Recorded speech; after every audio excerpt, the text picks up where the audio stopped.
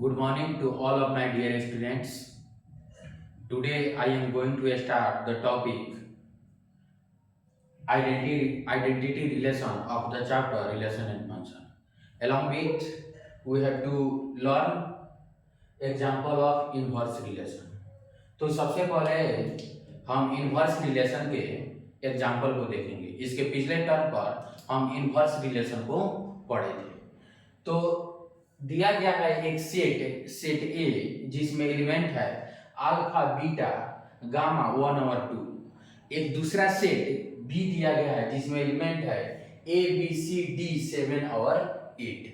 ठीक, तो और एक रिलेशन दिया गया है रिलेशन आर जिसमें अल्फा बी से रिलेटेड है, अल्फा सी से भी रिलेटेड है, गामा 7 से रिलेटेड है और 2 ए से रिलेटेड है। ठीक, तो अब हम लोग को domain of this relation R लिखना है। Domain of this relation R, तो इस रिलेशन आर का डोमेन क्या हो जाएगा? डोमेन क्या होता है?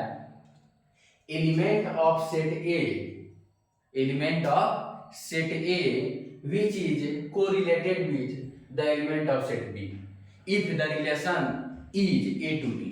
यदि रिलेशन A to B है तो यहाँ रिलेशन A to B दिया गया है, यहाँ रिलेशन A to B दिया गया है, इसलिए फर्स्ट एलिमेंट जो होगा वह सेट A का होगा, सेकंड एलिमेंट होगा वह सेट B का होगा। तो यहाँ सेट A का पहला एलिमेंट अल्फा सेट बी का एलिमेंट बी से रिलेटेड है, अल्फा सी से भी रिलेटेड है, गामा 7 से रिलेटेड है और 2 ए से रिलेटेड है। तो डोमेन क्या हो जाएगा? फर्स्ट एलिमेंट, पेयर का फर्स्ट एलिमेंट जो होगा क्या हो जाएगा? डोमेन हो जाएगा। तो डोमेन क्या हो जाएगा? अल्फा हो जाएगा, गामा हो जाएगा और 2 हो जाएगा। क्या हो जाएगा? अल्फा हो जाएगा, गामा हो जाएगा और 2 हो जाएगा। क्या हो जाएगा? अल्फा गामा और 2। अब रेंज, रेंज क्या होता है? Element of set B which is related to element of set A. तो इसमें क्या हो जाएगा? बी हो जाएगा, सी हो जाएगा, 7 हो जाएगा, 2 हो जाएगा और ए हो जाएगा। क्या हो जाएगा? बी हो जाएगा, सी हो जाएगा, 7 हो जाएगा और ए हो जाएगा। ठीक, तो चलिए ए हो गया, बी हो गया, सी हो गया और 7 हो गया। कौन कौन एलिमेंट हो गया? बी हो गया, सी हो गया, 7 हो गया और ए हो गया। कोई दिक्कत नहीं। अब हम लोग को इनवर्स ऑफ रिलेशन आर लिखना है, इस रिलेशन का इनवर्स लिखना है। तो इनवर्स लिखने के लिए हम क्या करेंगे? इस पेयर को इंटरचेंज कर देंगे, इस पेयर को क्या करेंगे? इंटरचेंज कर देंगे। तो बी कोमा अल्फा हो जाएगा, दूसरा हो जाएगा सी कोमा अल्फा, तीसरा हो जाएगा 7 कोमा गामा और चौथा क्या हो जाएगा? A comma 2। चौथा क्या हो जाएगा? A comma 2। अब क्या करना है?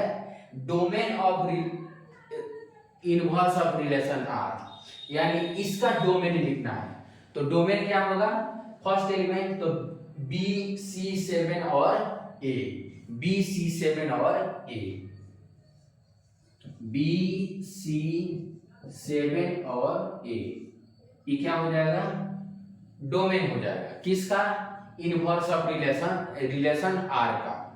अब रेंज क्या हो जाएगा? सेकेंड एलिमेंट, रेंज में क्या हो जाएगा?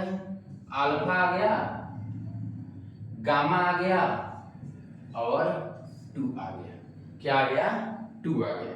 अब हम लोग को क्या करना है?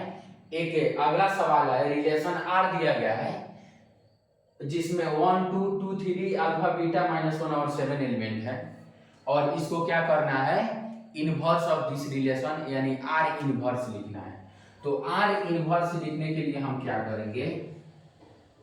इस पेयर को क्या कर देंगे? चेंज कर देंगे। पेयर को क्या कर देंगे? चेंज कर देंगे। तो जब चेंज करेंगे तो क्या आएगा? 2 कोमा 1, उसके बाद क्या आएगा? 3 कोमा 2, उसके बाद क्या आएगा? Beta comma alpha,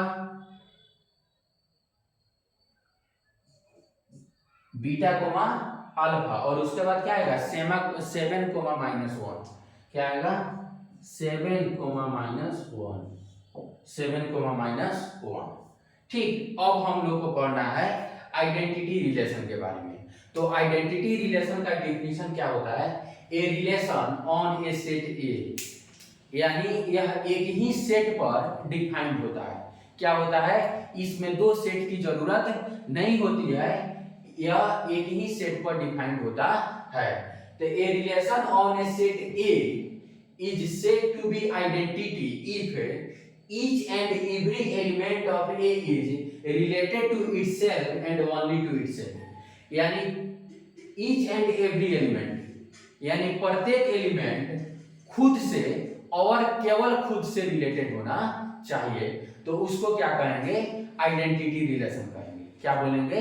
identity relation बोलेंगे। यानी a relation on a set A is said to be identity relation if each and every element of set A is related to itself and only to itself, यानी प्रत्येक element set A का प्रत्येक element खुद से और केवल खुद से रिलेटेड होना चाहिए। ठीक, जैसे example a relation defined on the set of natural number. Natural number क्या होता है? 1 2 3 4 टू इंफिनिटी को नेचुरल नंबर कहा जाता है। तो एग्जांपल में a relation defined on the set of natural number, natural number के सेट पर एक रिलेशन डिफाइन करते हैं। तो वह रिलेशन है A is related to B such that A is equal to B. क्या होगा? पहला और दूसरा एलिमेंट क्या होगा? बराबर होगा। Where A and B are the element of natural number, यानी ए और बी जो क्या है? नेचुरल नंबर के फैमिली से आ रहे हैं।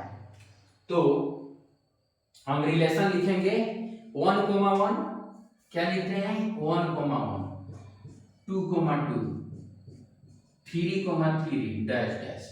तो क्या हो जाएगा? ईच एंड एवरी एलिमेंट क्या होना चाहिए?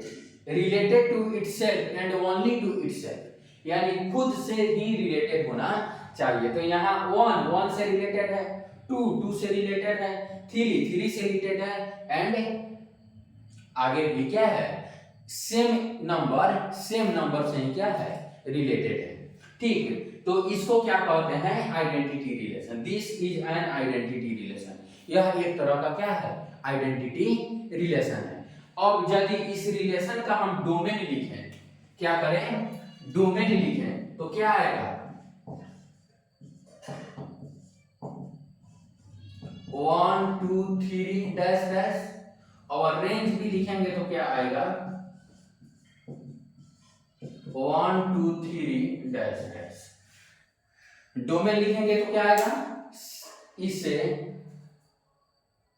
पेयर का फर्स्ट एलिमेंट क्या होगा? 1 2 3 डैश डैश।